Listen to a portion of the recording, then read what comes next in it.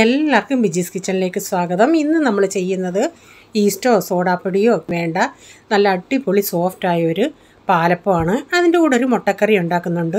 അതെങ്ങനെ ഉണ്ടാക്കുന്നത്, അതിന് എന്തൊക്കെ സാധനങ്ങൾ വേണമെന്നുള്ളത് നമുക്കൊന്ന് നോക്കാം. ഇനി നമുക്ക് വീഡിയോയിലോട്ട് പോകാമേ. ഞാനിവിടെ 2 കപ്പ് പച്ചരി രാവിലെ വെള്ളത്തിൽ കുതിക്കാൻ വെച്ചിരുന്നു. ഒരു 4-5 മണിക്കൂർ വെള്ളത്തിൽ കുതിർത്തതിന് ശേഷം അത് കഴുകി വാരി എടുത്തിട്ടുണ്ട്. അതിലേക്ക് 1 കപ്പ് ചോറും 1 ടേബിൾ സ്പൂൺ പഞ്ചസാര, നിങ്ങളുടെ മധുരത്തിന് ആവശ്യമായ പഞ്ചസാര ചേർത്ത് കൊടുക്കാം. ഞാനിപ്പോൾ രാവിലെ തേങ്ങ പൊട്ടിച്ച വെള്ളം ഉണ്ടല്ലേ, അതെടുത്ത് വെച്ചിരുന്നു. ആ വെള്ളം ഒഴിച്ചാൽ ഇപ്പോൾ അരയ്ക്കുന്നത്. ഇപ്പോൾ അത് അരച്ചിട്ട് വീണ്ടും വെള്ളം വേണമെങ്കിൽ നമ്മളുടെ നോർമൽ വെള്ളം ഒഴിച്ച് നമുക്കിത് അരച്ചെടുക്കാം. അപ്പോൾ ഞാൻ മാവ് അരച്ചായിരുന്നു. അതിൽ നിന്ന് പകുതി ആ പാത്രത്തിലോട്ട് ഒഴിച്ചിട്ടുണ്ട്. ബാക്കി കുറച്ച് ഇതിൻ്റെ അകത്തുണ്ട്. ഇതിലേക്ക് ഞാൻ അമക്കി കൊള്ളിച്ച് 1 കപ്പ് തേങ്ങ, ഞാനിപ്പോൾ ആ തേങ്ങയുടെ ബ്രൗൺ കളർ ഉണ്ടല്ലോ അതൊന്നും എടുത്ത് മാറ്റാൻ പോയില്ല, അതോടുകൂടിയാണ് ഞാൻ തേങ്ങ ചേർത്തേക്കുന്നത്. 2 ടേബിൾ സ്പൂൺ വെളിച്ചെണ്ണ ചേർത്തിട്ടുണ്ട്. ഇപ്പോൾ ഈ സ്പൂണും നമ്മുടെ മെഷർമെൻറ്റ് ടേബിൾ സ്പൂൺ ഉണ്ടല്ലേ അതുമായിട്ട് അളവിൽ വ്യത്യാസമുണ്ട്. അതിൽ ഇച്ചിരി കൂടെ കൂടുതൽ വെളിച്ചെണ്ണ കൊള്ളും, ഇതിൽ അത്രയും കൊള്ളത്തില്ല. അതുകൊണ്ടാണ് ഞാൻ 2 ടേബിൾ സ്പൂൺ എടുത്തത്. അപ്പം മെഷർമെൻറ്റ് ആ ടേബിളാണെങ്കിൽ ഒരു 1.5 ടേബിൾ സ്പൂണോളം വെളിച്ചെണ്ണ ചേർക്കാം.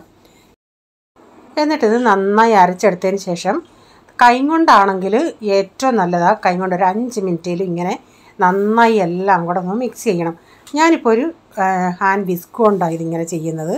അപ്പം കൈ കൊണ്ട് ചെയ്യുവാണെങ്കിൽ കുറേയും കൂടെ നല്ലതായിരിക്കും. നന്നായിട്ട് മിക്സ് ചെയ്ത് വെക്കണം. നന്നായി 5 മിനിറ്റ് ഇങ്ങനെ മിക്സ് ചെയ്തതിന് ശേഷം നമുക്കിത് അടച്ച് വയ്ക്കാം. പിന്നെ നമുക്കിനി രാവിലെ നോക്കാം. ഇതിപ്പോൾ രാവിലെയായി. ഇതാണ്ട് മാവൊക്കെ നന്നായിട്ട് പുളിച്ച് വന്നിട്ടുണ്ട്. അപ്പോൾ നമ്മൾ ഈസ്റ്റ് ചേർക്കുവാണെങ്കിൽ ഇതിനേക്കായി കുറേയും കൂടെ പുളിച്ച് മുകളിൽ കയറും. പക്ഷേ നമ്മൾ തവി ഇടുന്നുണ്ടെങ്കിൽ അതങ്ങ് താണു പോകും. ഇപ്പോൾ ഇത് യഥാർത്ഥത്തിൽ പുളിച്ചിങ്ങനെ വന്നിട്ടുണ്ട്, നമ്മൾ ഈസ്റ്റ് ചേർത്തിട്ടില്ലല്ലേ. അപ്പോൾ ഞാൻ ആ മിക്സിയുടെ ജാറൊക്കെ കഴുകി ഇത്തിരി മാവുണ്ടായിരുന്നു, അതിലിച്ചിരി ഉപ്പൂടെ ചേർത്തിട്ട് നന്നായി ഒന്ന് മിക്സ് ചെയ്ത് നമുക്കൊന്ന് മാറ്റി വയ്ക്കാം. അപ്പോൾ ഇതിൻ്റെ കൂടെ നമുക്കൊരു മുട്ടക്കറിയാണ് ഞാൻ ഉണ്ടാക്കുന്നത്. ഇനി ഇത് അവിടെ ഇരിക്കട്ടെ. അപ്പോൾ അതൊന്ന് തയ്യാറാക്കാം. ഞാനിവിടെ ചീനച്ചട്ടി വെച്ചിട്ട് വെളിച്ചെണ്ണ ഒഴിച്ചിട്ട് അതിലേക്ക് ഇച്ചിരി കടുക് ഇട്ട് പൊട്ടിച്ചിട്ടുണ്ട്. അപ്പോൾ ഈ കറിക്ക് മുളക് പൊടി ചേർക്കുന്നില്ല, അപ്പോൾ അതനുസരിച്ച് പച്ചമുളക് ചേർക്കണം എരിവിനുള്ള. അപ്പോൾ ഞാൻ ഇതിലേക്ക് സവാള, ഉരുളൻകിഴങ്ങ്, പച്ചമുളക്, കറിവേപ്പില ഇതെല്ലാം കൂടി ഇട്ടിട്ട് നിങ്ങൾക്ക് എത്രയും ക്വാണ്ടിറ്റി വേണോ അതനുസരിച്ച് ചേർക്കാം. ഞാനിപ്പോൾ ഒരു 2 മീഡിയം സൈസിലെ സവാളയും ഒരു വലിയ ഉരുളൻകിഴങ്ങും, എന്നിട്ട് 1-2 പച്ചമുളക് നല്ല എരിവുള്ള പച്ചമുളകാണ് ഞാൻ ചേർത്തേക്കുന്നത്. എന്നിട്ട് കറിവേപ്പില ഇട്ടിട്ട് ഇതൊന്ന് ഇച്ചിരി ഉപ്പ് ചേർത്തിട്ട് നമുക്ക് നന്നായി ഒരു ഇച്ചിരി മഞ്ഞപ്പൊടിയും കൂടെ ഞാൻ ചേർത്ത് കൊടുക്കുന്നുണ്ട്. കാരണം ആ കഷ്ണങ്ങൾക്കൊരിത്തിരി കളർ കിട്ടാൻ, വെളുത്തിരിക്കുന്നതിനേക്കായി എനിക്കിഷ്ടം ഇച്ചിരി മഞ്ഞ കളറാണ്. അതുകൊണ്ട് ഒരു ഇച്ചിരി മഞ്ഞപ്പൊടിയും കൂടെ ഇട്ടിട്ട് ഇതൊന്ന് നമുക്ക് വഴറ്റിയെടുക്കാം. കുറച്ച് നേരം നമുക്കിതൊന്ന് അടച്ചു കൊടുക്കാം. അന്നേരം ആ സവാളയിലൊക്കെ വെള്ളം ഇറങ്ങി ആ ഉരുളൻകിഴങ്ങെല്ലാം നന്നായി ഒന്ന് വാടി നമുക്ക് പെട്ടെന്നൊന്ന് വെന്ത് കിട്ടും. ഒന്ന് അടച്ചു കൊടുക്കാമേ. ഉരുളൻകിഴങ്ങ് വേണ്ടാത്തവർക്ക് 1-2 സവാളയും കൂടെ ചേർക്കാം. ഉരുളൻകിഴങ്ങ് കൂടെ ചേർക്കുന്നുണ്ടെങ്കിൽ അതിൻ്റെയും കൂടെ കൊഴുപ്പിൽ കറിക്ക് നല്ലൊരു കൊഴുപ്പും ടേസ്റ്റും കിട്ടും. അപ്പോൾ ഇതൊന്ന് കുറച്ച് നേരം അടച്ചു കൊടുക്കാമേ. അപ്പോൾ ഉരുളൻകിഴങ്ങും സവാളയൊക്കെ നന്നായി വഴന്ന് വന്നു. ഇതിലേക്ക് ഞാൻ ഒരു 2 ടീസ്പൂൺ മല്ലിപ്പൊടിയും 1 ടീസ്പൂൺ ഗരം മസാലയും ചേർത്തായിരുന്നു. എന്നിട്ട് അതിൻ്റെ പച്ചമണം പോകുന്നിടം വരെ ഒന്ന് വഴറ്റിയെടുത്തതിന് ശേഷം ഒരു അരമുറി തേങ്ങയും 2 ഏലക്കയും ഒരു 1/2 ടീസ്പൂൺ പെരിഞ്ജീരകവും കൂടെ ചേർത്ത് ഇത് അരച്ച് ഇതിൻ്റെ അകത്ത് ചേർക്കുന്നുണ്ട്. അപ്പോൾ നിങ്ങൾക്ക് അതിന് ശേഷം എത്രയും വെള്ളം വേണമെന്ന് വെച്ചാൽ അത്രയും വെള്ളം ഒഴിച്ച് കൊടുത്തിട്ട് ഇതൊന്ന് തിളച്ച് വരട്ടെ. ഒത്തിരി അങ്ങ് ചാറാക്കാതെ ഇത്തിരി ഒന്ന് കുറുകിയിരിക്കുന്നതാണ് നല്ലത്.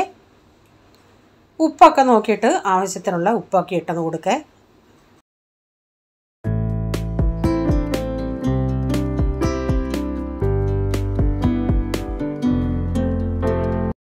ഇപ്പം നമുക്ക് മുട്ട ചേർത്തില്ലെങ്കിൽ ഇങ്ങനെയും ഈ കറി കഴിക്കാൻ നല്ലതാണ്. പിന്നെ ഇതിൻ്റെ അകത്ത് മുട്ടയും കൂടെ ചേർക്കുന്നതേ ഉള്ളൂ, നല്ല ടേസ്റ്റാണ് ഇത് ഇങ്ങനെയും കഴിക്കാൻ. ഇനി ഇതൊന്ന് തിളക്കട്ടെ ഈ അരപ്പൊക്കെയൊന്ന്. ഇപ്പോൾ നന്നായി തിളച്ച് വന്നിട്ടുണ്ട്. ഇതിലേക്ക് ഞാൻ മുട്ടയും കൂടെ ചേർത്ത് കൊടുക്കട്ടെ. അപ്പം നമ്മുടെ മുട്ടക്കറി ഇവിടെ റെഡി ആയിട്ടുണ്ട്. ഇനി നമുക്ക് അപ്പം ചുട്ട് തുടങ്ങാം.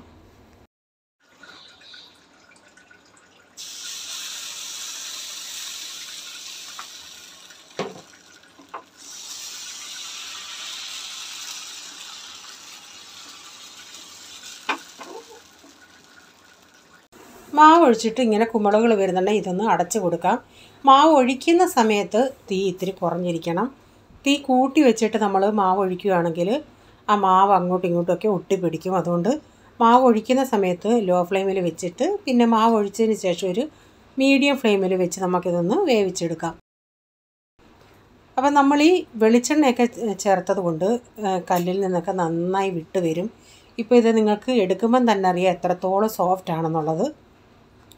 അപ്പോൾ ഈ ഈസ്റ്റ് ഉപയോഗിക്കുമ്പം ചിലർക്ക് നെഞ്ചരിച്ചിൽ, വയറിന് പ്രോബ്ലം അങ്ങനെയൊക്കെ ഉണ്ടാകുമ്പം ഇങ്ങനെ ഈ രീതിയിൽ ചെയ്യുകയാണെങ്കിൽ എന്തുകൊണ്ടും നമുക്ക് ഈസ്റ്റ് ശരീരത്തിന് ഉപയോഗിക്കാത്തതാണ് നല്ലത്. അപ്പോൾ ഈ രീതിയിലൊന്ന് ചെയ്യുന്ന ഉടനെ വളരെ നല്ലതായിരിക്കും. അപ്പോൾ നിങ്ങൾ ശ്രദ്ധിക്കേണ്ട കാര്യം തേങ്ങയുടെ അളവൊന്നും കുറയ്ക്കരുത്. തേങ്ങ നല്ലതുപോലെ തേങ്ങ വേണം. എന്നിട്ട് നമ്മൾ ആ കൈ കൊണ്ട് മിക്സ് ചെയ്യത്തില്ലേ, ആ മിക്സ് ചെയ്യുന്ന പ്രൊസീജിയറും മെയിനാണ്. അത് കൈ കൊണ്ട് മിക്സ് ചെയ്താൽ ഏറ്റവും നല്ലതാണ്. ഞാൻ പിന്നെ വീഡിയോയിൽ കാണിക്കേണ്ടിയിട്ട് അങ്ങനെ വിസ്കും കൊണ്ട് കാണിച്ചെന്നേ ഉള്ളൂ. നമ്മൾ നമ്മുടെ വീടുകളിൽ ചെയ്യുന്നുണ്ടേ കാരണം അത് ചിലർക്കത് കാണുമ്പോൾ നെഗറ്റീവായിട്ട് അവർക്ക് തോന്നും. അതുകൊണ്ട് ഞാൻ അങ്ങനെ വിസ്കും കൊണ്ട് കാണിച്ചതാണ്. അപ്പോൾ വീട്ടിൽ ചെയ്യുമ്പം കൈ കൊണ്ട് നന്നായി ഒരു 5 മിനിറ്റ് അത് നന്നായി നമ്മളിങ്ങനെ മിക്സ് ചെയ്ത് അപ്പോഴത്തേക്കിനും അത് നല്ല മാവെല്ലാം കൂടെ നല്ലൊരു സോഫ്റ്റ് രീതിയിൽ നമുക്ക് കിട്ടും. അതുപോലെ മധുരവും ഞാൻ 1 ടേബിൾ സ്പൂണാണ് ചേർത്തത്. നിങ്ങൾക്ക് എത്രയും വേണ്ടെങ്കിൽ അത് ചേർക്കുകയും വേണ്ട. അത് നിങ്ങളുടെയൊക്കെ ഇഷ്ടം, പഞ്ചസാര ചേർക്കുന്നതും ചേർക്കേണ്ടാത്തതും. അപ്പോൾ തേങ്ങാവെള്ളം ഇല്ലെങ്കിലും കുഴപ്പമില്ല. ഞാനപ്പം തേങ്ങ പൊട്ടിച്ചത് കൊണ്ട് അതിൻ്റെ അകത്ത് ആ വെള്ളം എടുത്ത് വെച്ചെന്നേ ഉള്ളൂ. തേങ്ങാവെള്ളം ഇല്ലെങ്കിലും സാധാ വെള്ളത്തിൽ അരച്ചാൽ മതി. അപ്പോൾ നിങ്ങൾക്ക് കണ്ടാൽ അറിയാമല്ലോ, ഞാനങ്ങനെ 2 അപ്പച്ചട്ടി വെച്ചിട്ട് പെട്ടെന്നങ്ങ് ഉണ്ടാക്കിയെടുക്കുക. അതുപോലെ ചോറിന് പകരം വെള്ള അവലുണ്ടെങ്കിൽ അവലും ചേർക്കാം. അവലാവുമ്പോഴും നമ്മൾ 1 കപ്പ് എടുത്തിട്ട് 1 കപ്പ് അവലെടുക്കണം. എന്നിട്ടത് നമ്മൾ അരയ്ക്കുന്ന സമയത്തൊന്ന് കഴുകിയിട്ട് ഒരു 1-2 മിനിറ്റ് ആ ഇച്ചിരി വെള്ളത്തിലൊന്ന് കൂത്തു വെച്ചാൽ മതി. എന്നിട്ട് ചോറിന് പകരം അവലരച്ചാൽ മതി. ഈ അപ്പം വൈകുന്നേരം ആയിട്ടും നല്ല സോഫ്റ്റായിട്ട് ഇരിക്കുമായിരുന്നു. പിന്നെ ചിലർക്ക് ഈ അരിക് മൊരിച്ചെടുക്കുന്ന ഇഷ്ടം, ചിലർക്ക് സോഫ്റ്റായിട്ട് എടുക്കുന്ന ഇഷ്ടം. ഇവിടെ 2 രീതിയിലും വേണം. ചിലർക്ക് സോഫ്റ്റായിട്ട് വേണം, ചിലർക്ക് മൊരിച്ചെടുക്കണം. അപ്പം ഞാൻ ആ രീതിയിലാണ് ഉണ്ടാക്കിയെടുത്തേക്കുന്നത്. അപ്പം നമ്മുടെ ഈസ്റ്റോ സോഡാപ്പൊടിയോ കപ്പി കാച്ചുകയോ ഒന്നും ചെയ്യേണ്ടാതെ നല്ല സോഫ്റ്റ് പാലപ്പം നമ്മൾ ഉണ്ടാക്കിയെടുത്തിട്ടുണ്ട്. ഈ വീഡിയോ നിങ്ങൾക്ക് പ്രയോജനമാവുകയാണെങ്കിലും ഇഷ്ടമായെങ്കിലും നിങ്ങൾ ഈ വീഡിയോ നിങ്ങളുടെ ഫ്രണ്ട്സിനും റിലേറ്റീവിനൊക്കെ ഒന്ന് ഷെയർ ചെയ്ത് കൊടുക്കണേ. അതുപോലെ നിങ്ങളുടെ അഭിപ്രായം കമൻറ്റിൽ കൂടെ അറിയിക്കണം. സബ്സ്ക്രൈബ് ചെയ്യാതെ ആരെങ്കിലും ഈ ചാനൽ കാണുന്നുണ്ടെങ്കിൽ നിങ്ങൾക്ക് വീഡിയോ ഇഷ്ടമായി വീണ്ടും ചാനൽ കാണണമെന്ന് ആഗ്രഹമുണ്ടെങ്കിൽ ഒന്ന് സബ്സ്ക്രൈബ് ചെയ്തിട്ട് ആ ബെല്ലേക്ക് ബട്ടണോട് പ്രസ് ചെയ്യുകയാണെങ്കിൽ ഓൾ എന്നൊരു ഓപ്ഷൻ വരും. അതോടെ പ്രസ് ചെയ്യുകയാണെങ്കിൽ ഞാനിടുന്ന വീഡിയോയുടെ നോട്ടിഫിക്കേഷൻ നിങ്ങൾക്ക് എന്നും വരുന്നതായിരിക്കും. ഇനി ഒരു പുതിയ വീഡിയോയുമായി വരും വരെ bye. God bless you all. Thank you. Take care. Bye. See U.